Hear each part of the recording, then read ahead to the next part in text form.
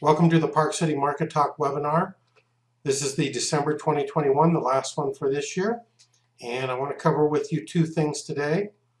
Number one, we want to do a year in review. We're going to take a look at some of the things we covered during our monthly webinars throughout 2021. And then as we do each month is give you a market update, look at the statistics, number of sales, and what implications it has in the marketplace. The Park City real estate market has been busy in 2021. Really an incredible year, second year of the pandemic and the Park City real estate market. And so we covered a lot in our webinars. Each month we always cover the market statistics where we look at graphs like this and see how many sales there are and where prices are going, and constantly pointing out the implications of the real estate market. And as we point out throughout all of this year, that we saw double-digit appreciation in almost every category. The other thing that we did a lot during 2021 is we presented roundtables. We got Jeremy and Dean and myself together and we talked about important things, beginning with predicting what the Park City real estate market would be in 2021. We'll do that, of course, in 2022 for January. But this was our best way to let you know what was happening in real time and to respond to the common questions we get asked. So we'll continue to do that, but we really took advantage of that a lot in this past year. Generally speaking, I talked about the low interest rates. They certainly were at 50-year low rates, and I encouraged anyone who was planning to hold on to their property for any length of time and had an interest rate that could become better than it currently was to go and take advantage of it. And hopefully you've done it, because interest rates are going up again. Still a good interest rate, but you don't want to wait, because certainly the economy, what we're hearing through the US and really globally as well, we're really expecting those interest rates to go up. So seize the opportunity if you can.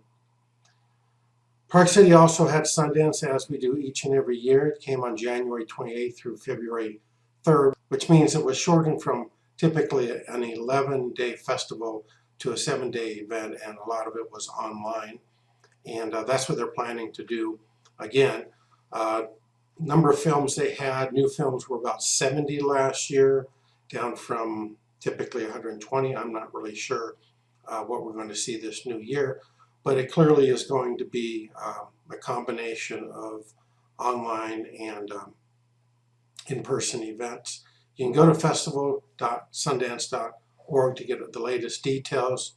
Here's the current website.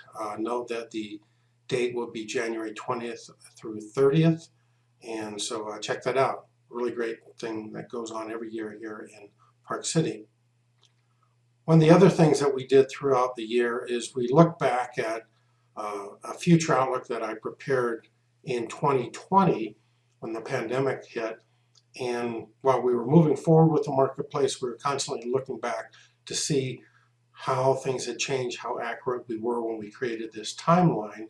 And those who are familiar with it, it looks like this. It's on our website. We're now past this time period. We're certainly in a new normal. And for the most part, I think did pretty well on the predictions. The one thing that I missed on, just didn't think about it, is the variance. You know, the Delta variance and the future variance, and so I didn't have that anywhere on my graph. Summit County, where Park City is located, when they were being vaccinated in 2021, they were doing a great job. They were ahead of schedule. They set up locations that people could drive up to, pull inside, get themselves a shot, wait for 15 minutes outside, and get back onto the slopes. And Summit County did very well. We were the second highest county in the state of Utah for vaccines per capita. I think a lot of that was because Park City just wanted to get back going. We came to a screeching halt when the pandemic broke out, and we wanted to get things back to our normal. And so we did well. Positive cases dropped off, and we're still pretty much a record number, even though we have little surges like I guess the rest of the country does. One of the things that we talked about repeatedly was how COVID-19 created a real estate boom in Park City starting in 2020, but taken off even further in 2021. So we talked about our fast-moving market in another roundtable and try to give advice to both buyers and sellers. We talked about property taxes because in August the tax notice comes out. We always encourage you to go through the notice if you own real estate here.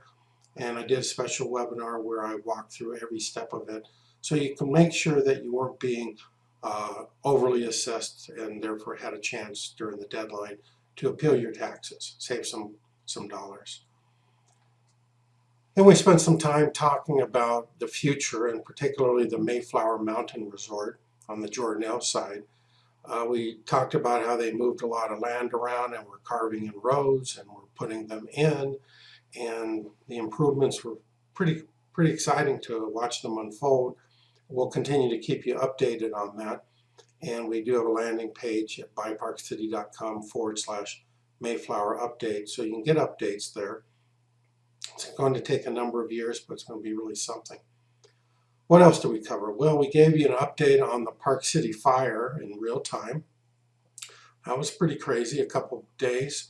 Smoke could be seen from miles away, and in came the helicopters and other firefighters and put it out. They did a really good job. This was primarily around the Summit Park area, Pine Brook, Timberline, and Lambs Canyon. It was otherwise known as the Parley's Canyon Fire, but it got contained pretty quickly. There was fire areas burned, no homes, no casualties, so that was our fire. That was pretty exciting in a not so good way. Another thing we covered a lot throughout the year is 3 things to know. We repeated these because they kept changing. It was imperative to understand the market, whether you own property just to know how your investment's doing, or whether you're looking to buy, if you're going to sell your property, how to prepare it, and then negotiations change radically different during the pandemic. And so we talked a lot about that so that you could understand that whether you were a buyer or a seller, make the most of the opportunity. And then as the year wrapped up and as we could see the new 2021-22 ski season coming our way, we talked about the protocols at the resorts. The good news is you don't have to reserve being a season pass holder, you don't have to reserve a daily visit to the resort. You have unlimited like the good old days. Mask wearing is not required when you hop on a lift, but it is indoors in some of the eating establishments. But you can go to ParkCityMountain.com or the Deer Valley website here and see the specific details. So those are just some of the key things we touched on during our 2021 Park City Market Talk webinars. Let's turn our attention to the Park City real estate market. Over the past year, there's been 2,959 sales in the Park City area. This is homes, condominiums, and vacant land. It's all real estate brokerages combined, and that's 480 additional sales, or an increase of 19%. This graph here shows you a comparison, and we've broken it into homes, condominiums, and lots. And the red bars represent the time period from December 2020 to November 2021, and the silver bar represents the 12-month period beforehand. You can see that in the homes, we actually had a decrease in the number of sales by 11%, dropping from 875 sales to 780. Now, what accounts for this 105 sale decline is a lack of inventory. It is not a lack of interest. If we had more homes on the market, they would have been purchased. We simply didn't have them. That in turn fed the condo and the lot category. Condos increased by 34% from 1,065 to 1,427 sales, and lots a 40% increase from 539 to 752. So buyers were buying whatever they could buy. This graph is showing us home sales, and we've broken it into Park City, Snyderville Basin, and Jordanelle area. And you can see in all 3 categories, there's been a decrease in the number of sales, 20% in the city limits, 6% in the Snyderville Basin, 10% in the Jordanelle area, all because of a lack of inventory. The flip side is here's condominiums, and we see a 33% increase condo sales in the city limits, 40% in the Snyderville Basin, and 25% in the Jordanelle area. Numbers all went up if they had property to be purchased. Vacant land here, it's only 39 sales. The previous year, 42, so it's an increase of 3 sales, 8%. So it doesn't represent large numbers anyway you slice it, but you do see a 28% increase in the number of lot sales in the Snyderville Basin and a 53% increase year over year of lot sales in the Jordanelle area. So when you combine these graphs, here's what you see. Decrease in homes due to lack of inventory, increase in condos and lots, big green arrow going up. So let's take a look at prices. Now here we've changed the format a little bit with the addition of the Jordanelle area. And so from left to right, the red bar or the silver bar represents an increase year over year. So the home median prices of within the Park City limits increased by 36%, climbing from the previous median price of $2,400,000 to $3,262,500, 36% increase. In the Snyderville Basin, grew from 1.5 million to 1.951, so that's a 30% increase and $450,000 in cash terms. Jordanelle area stayed about the same at about 2,400,000 for a median price. Those are your Park City area prices. Now we're looking at condominiums, and you can see that prices in the city limits rose by 32% year over year, setting a new high median price of $1,257,500 from the previous $952,500. Snyderville Basin, the price dropped slightly, 7%, from $675,000 to $627,000. The reason for that drop, smaller units sold, lower price units. So year over year comparison, previous year larger units sold, smaller this last year. That accounts for the lower sale price. In the Jordanelle area, 19% year over year appreciation, with the new number being $792,478 from the previous $665,000. Now this is land. We're looking at a 27% increase from $1.2 million in the city limits to $1,525,000. Snyderville Basin increased by 41% to $775,000 from the previous $549,500, and a whopping, and I mean whopping, 87% increase in the Jordanelle area for land, up to the new number of $567,500.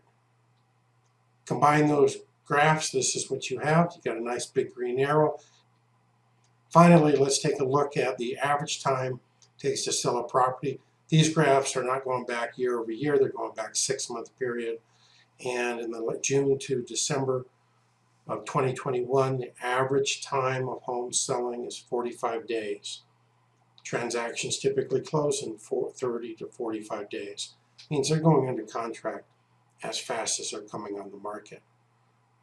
74 days, going back to 6 months before, was very fast.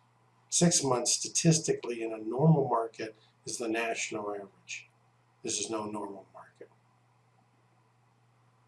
So that's the market for 2021. Now it's time to move toward 2022. I'm going to share with you in the January 2022 Market Talk webinar my predictions for the Park City real estate market in 2022. I'm going to bring the team on so that they'll either agree or disagree, but we'll hear from them on it. But between now and then, the entire team wants to wish you happy holidays and a happy new year. And don't forget to bookmark BuyParkCity.com. And remember that Jeremy, Dean, and myself, we're here to assist you in any way that we can. Any questions you have, don't hesitate to reach out to us. We're happy to talk to you. We're happy to answer them and help out.